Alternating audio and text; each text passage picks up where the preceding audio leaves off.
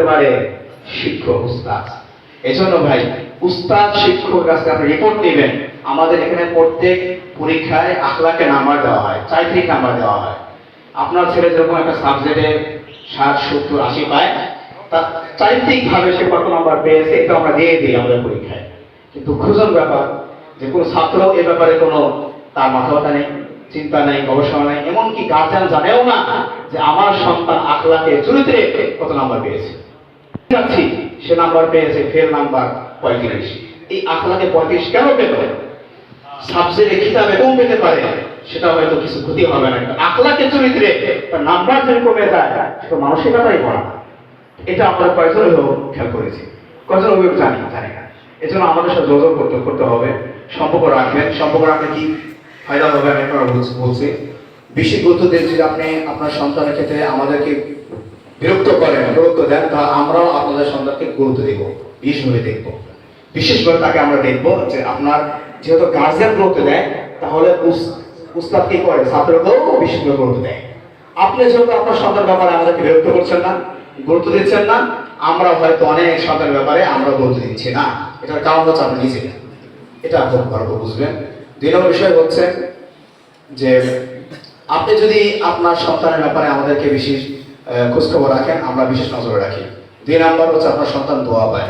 Number 3 হচ্ছে এই সন্তান সমাজে ঝরে পড়ে না, মাদ্রাসা লাইন থেকে, শিক্ষা প্রতিষ্ঠান থেকে, সঠিক রাস্তা থেকে সে কি করে না, ঝরে পড়ে না।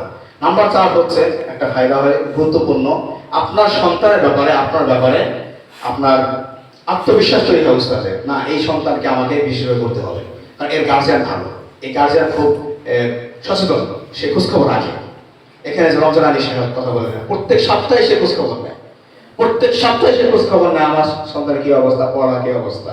আর একজন লোককে যাবে না, অথচ এখানে আমাদের সন্তান আছে 100-এর অধিক সন্তান, একজন গার্জিয়ান পেয়েছে রমজান আলী সাহেব, তাকে পুরস্কৃত করা উচিত। তো এইভাবে আমরা একটু শিক্ষা অর্জন করি। আজকে আমাদের অভিভাবক সময় লিখে দিয়েছে এখানে, সচেতন অভিভাবক ও যোগ্য উস্তাদের মেহনত গড়ে ওঠে ছাত্রের উজ্জ্বল ও সুন্দর ভবিষ্যৎ। এটা আপনারা পড়বেন, শিখবেন।